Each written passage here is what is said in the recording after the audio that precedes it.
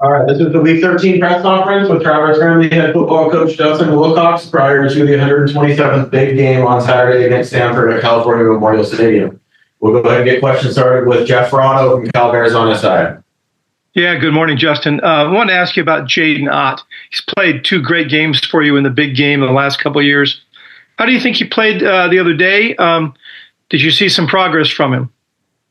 He seemed to have his legs back under him a little bit more. Obviously, we didn't play really well anywhere last game. Unfortunately, he did have a big run, which was great to see. And both he and the Jet made big explosive runs. That was kind of the highlight of the day for our entire team. But I do think he looks like he's got his legs back a little bit, and excited for him to get some more opportunities this week. How difficult has this season been for him, do you think? Well, I don't want to speak for Jaden. I know everybody wants to be out there and at full strength as much as possible. And unfortunately, things happen. And, he got dinged up early in the season, the first game, and been, work in progress, trying to get back and back up to speed. And, being healthy in this game is a relative term. And he's worked his way back onto the field, and I know he's feeling better and better. But I don't want to speak for him. It'd be good for you to ask him that. It would be great for me to ask him that, but that was my next question. We haven't actually had a chance to talk with Jaden since I think August. Do you have any idea why he's been so shy with us, and how things are going in that front? I don't know. I think some guys, really take to expressing themselves and talking, and other guys not so much. We try to respect the individuals, and it's again, I don't want to go out and speak for Jaden. Let Jaden speak for himself, and I know what he wants to do is go out and play well. I think that's really what he's focused on. Do you expect him to have a big game against Stanford? He's played really well against them his first 2 years. He has, and I would expect, I think, for us to go out and win, we're going to have to play our best game, and that's running back and quarterback, O-line, D-line, defensive backs, linebackers. Going to take everybody. All right, thank you. All right, Jake Curtis, Cal Bears on his side. Just sort of on that same train, do you think Jaden's 100% now healthy? Again, Jake, I think that term 100% is relative, because football is a very physical game and people get dinged up, and anybody that's playing at this point in the season is working through something. Maybe it's a finger or a wrist or a shoulder or a tight quad muscle or a groin. There's not a lot of players out there playing football this late in the season who are, a true 100% like they would feel July 28th before camp starts. So again, I think it's a relative term. We're looking for relative health at this point in the season, and that's part of this game. I think if you play football and you're expecting to feel at your absolute best every game, like you would maybe right before you start fall camp, I don't know that you'd ever play. I don't know that you'd ever play a game, because you get dinged up. It's a very physical game. It's a violent game. Things happen, and guys are working through stuff. Are you at all considering a change in the starting running back position?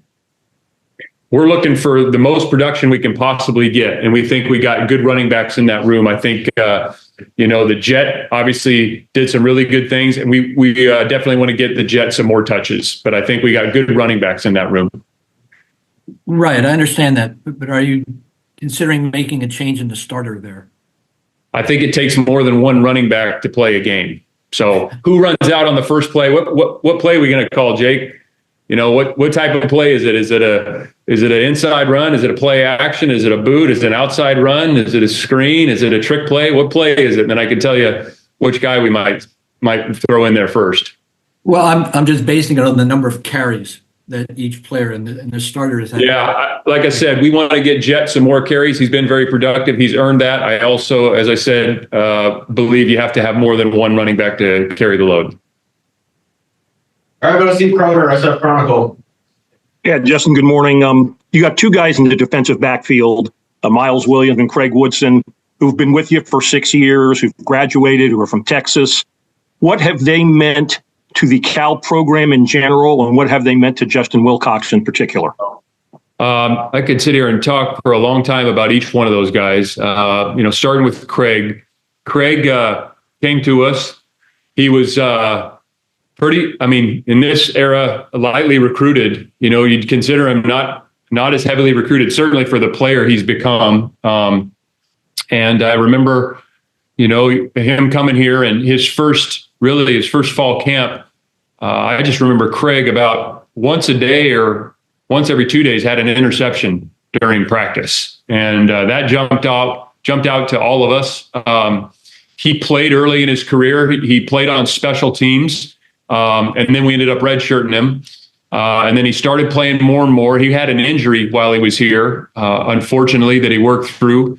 But each year you could just see he was a very serious guy. He's pretty quiet. He's not a big rah-rah guy. He's not the loudest guy in the locker room. He's got a great personality, but he's very serious about football. He's an instinctive football player. And you just saw, and one of the great things for both those guys, they came into a defensive back room with guys that have seen how to do it, and watching some of those veterans in front of them, how they prepared for the meetings and practice and games and just the professionalism that room has had. And so those guys were able to carry that forward. And Craig's had an excellent career. He's an excellent football player and really a fine individual. And I'm really just proud of him as a player, as a person, who he is and what he's going to do with his future in football. And it's been really impressive to watch. Miles, you both came from Texas, so they share that, and they've been buddies from way back. And Miles, the start of his career probably wasn't as smooth, to be honest with you. And he's a good athlete. He's always had really good hand-eye coordination, but it took a little bit. In all fairness, it took a little bit just learning how to do things, and from the football side, off the field, and I am been so impressed from where Miles started his career here, just on and off the field, to where he is today is a testament to him, the people around him, the support here at Cal. It's just been incredible to watch. I mean, I could sit here and we probably don't have time to take you through all the ups and downs, but just to see the growth of the human being and then the growth as a football player, it's something I'm really just so incredibly proud of him and what he's done and the work he's put in and the perseverance he showed. Because there were times, to be honest, like it wasn't smooth. It was not smooth for Miles, but it's what college football should be. A guy that comes in and maybe it's not all perfect, but he learns how to do it. He gets an education. He graduates. He grows up as a man. He gets on the field. He's a starter in his last year here, and it's just an excellent story. So I'm glad you're going to talk to him about it because both those guys kind of epitomize what college football players are, and they have different paths, and it doesn't always go exactly as planned. And I'm a little fearful, in this new era, you don't have as many of those stories, to be honest with you. But those two guys, I'm just incredibly proud of. I'm proud that they're Cal Bears. I'm impressed what they're doing on the field, and just their mentality and how they've evolved and matured as men. One follow-up, but you had Daniel Scott as a sixth-year guy and Matthew Cindric, and now these two guys. Are there characteristics those four guys have that distinguishes them beyond the fact that they were in the Cal program for 6 years? Well, when you watch any of those guys, 6 years, you mentioned Cindric, you mentioned Daniel. We had some other guys who played as freshmen but stayed their extra year, who probably could have gone out maybe and had an opportunity to play. Cam Bynum was one of those. Elijah Hicks was one of those. They were not 6 year guys, though, correct? Yeah, that's correct. That's correct. But they came back and they finished. But I would say those 6 year guys, it's the maturity, it's how they approach everything in their lives, off the field, how they, their accountability to the team. as a student, their accountability to the team, as a leader, what they're doing off the field, how they're taking care of their body. They're just very, very mature. And, being able to live a really organized life and live lean and not get mixed up and distracted by too many things. And all those guys are great examples of that. Great. Thank you. All right, Jim McGill, Bear Insider. Hey, Justin, looking back at the Syracuse game, the first half performance was well below the bar the team and the staff has set for themselves this season. Looking at the film, beyond the couple of interceptions, is there any common denominator about what happened there? Were guys maybe overconfident? Was the energy low? What was happening there? I don't get the sense there was overconfidence. We had great respect for their team. I mean, I coming into the game, we felt like especially their offense was probably one of the top two, maybe three, but certainly one of the top offenses we've seen personnel-wise. Our players knew that. So it wasn't a lack of respect for their team by any means.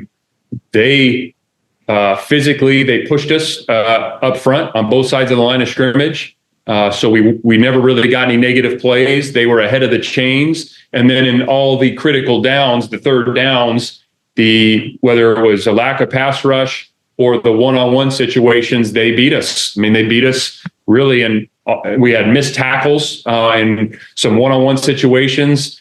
We had a couple fourth down opportunities that we did not make. So ultimately, it was about the execution of the play and the matchups, and we didn't win near enough of those moment of truth plays, not even close. Shifting to the big game, half your roster is new, and a lot of the traditions of the big game have fallen by the wayside over the years.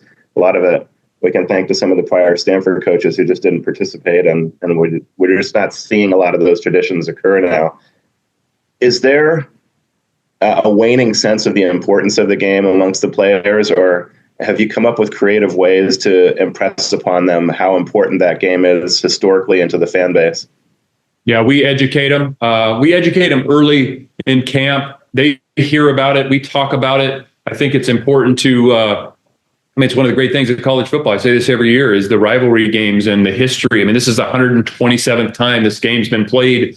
A lot of phenomenal players, a lot of pride involved for each institution. And so educating them on that, we'll talk about it each and every day. We have, we have moments prior at the start of the team meeting that we educate them. We talk about it. We have, videos, and we have some special guests that offer up their insight on the big game and what it means to them. And so absolutely, we want to make sure that our players understand that. I also think, being fair to the, somebody that's been in the program for 6 months or 1 year, they don't have the history. So it's our job to explain it, educate them. And the longer you're in it and the older you get, you have a deeper and deeper appreciation. And it doesn't mean the first year player doesn't appreciate it, but it's his first opportunity to be involved in it. So we're trying to educate them at every chance we get. But the most important thing is that we're preparing the best we can to go out and play the best we can to give ourselves the absolute best shot to win. Okay, thanks. All right, Matt Moreno, Rivals. It's your guys' last opportunity to host recruits, this season before the early signing period. How important is this kind of final stretch for you guys? And how have you felt like things have gone so far on the recruiting side? Recruiting is year round. As you mentioned, there are opportunities to get them on your campus. We're going to continue to do that. We've had some great visits in recruiting. And recruiting, again, is like I just said, it's never over. I mean, and we've had, depending on how your team changes, what your team needs. I mean, we're evaluating our team every week, and that will dictate certain positions and how heavy we go and high school recruiting and transfer recruiting. So that's being evaluated each and every week. So our priorities may adjust as the season moves along. After the season, there's going to be changes. So all that's got to be taken into account. I feel really good about the work that the staff's done and our recruiting staff and the reception we've gotten recruiting and what's in front of us. We're going to be very, very aggressive and we'll in recruiting, not only in high school, but in the transfer portal. Is it fair to say the offensive and defensive lines are kind of the priorities right now as you kind of head into this final stretch? Yeah, yes, I think that's fair to say. We have to, that's a very competitive market, for good reason. There's just fewer people walking the earth that have the physical tools to be good at those positions. So just like everybody else, the O-line and D-line is going to be a priority for us. I don't know that any school out there, is going to look at the O-line and D-line and say it's not a priority. Maybe they have a few more players in their program that they feel good about that might be, a year away. But it's certainly going to be a big emphasis for us moving forward. Thanks, Coach. All right, back to Jake Curtis. It's supposed to rain heavily on Friday. Like the rain on Saturday too. Does that affect any? Hey, Jake, you're breaking up a little bit. I'm sorry, I couldn't hear your question.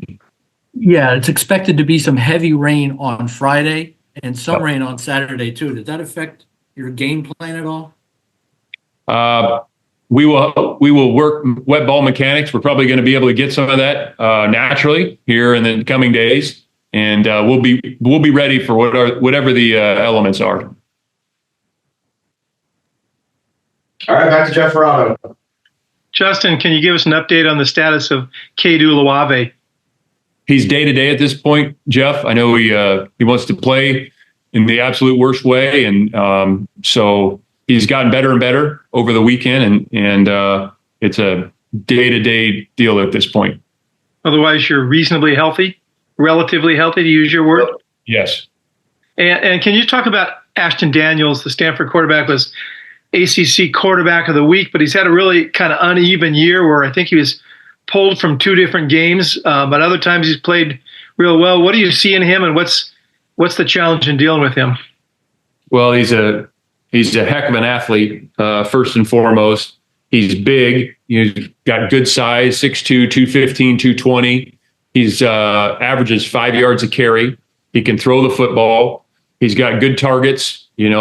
Ellick is a heck of a receiver. They got a young guy that's really stepped up, number 10. And so, and Coach Taylor's very creative. They're going to have different looks. They're going to be in formations and schemes. They will give you different looks week to week. It's not going to be exactly what you saw before. So they're very creative that way. Offensively, he does a great job. And then they're coming off a 38-point output. And so I think Ashton's a heck of a player. I mean, those other QBs that they played, and I don't know exactly what went into the decisions. Those other guys are good players too. But obviously the running game with Ashton, the way they can outnumber people in the run game by using the quarterback, and then still, throw some traditional pass game. And that's without the wrinkles and the exotics that they'll give you. And if I can ask you something about their defense, they've got some veterans at certain places, but they're really young at cornerback. I think they start a freshman and a sophomore, and they've given up a lot of passing yards. Do you look at this and see this as an opportunity to get your passing game going again, or how do you look at that? Well, we need to put the ball in the end zone. And in order to do that, the best way to do that is be able to run it and throw it. And you mentioned the guys that they have coming back. David Bailey is an excellent player. I know he was dinged up just a little bit, but man, is he a force on the edge. Tobin Phillips is a really good interior player. The 2 linebackers are excellent. Tristan seems like he's been there forever. But the 2 inside linebackers are good. They have had some injuries in the secondary, but their safeties are good players. I remember recruiting Mitch way back when down from Southern California. What's important for us is to be efficient running the ball and then, efficient throwing the ball. That's the best thing you do offensively is have some balance. Once you become one-dimensional, it can be difficult. So what's best for our group, personnel-wise, and for us to score the most points is to have some balance. Very good. Thank you. Yep. All right, back to Steve Proner. Yeah, Justin, for those of us who've lived all our lives in the Bay Area, we know the big game, but we really don't know the rivalry games outside of the Bay Area. You've experienced other rivalry games. For someone who has experienced other rivalry games, what distinguishes this one? Well, first and foremost, the number of times, the history of it. I believe it's the west of the Mississippi River. It's been played the most. I mean, 127 times. I mean, there's a lot of history there, a lot of pride, a lot of people care.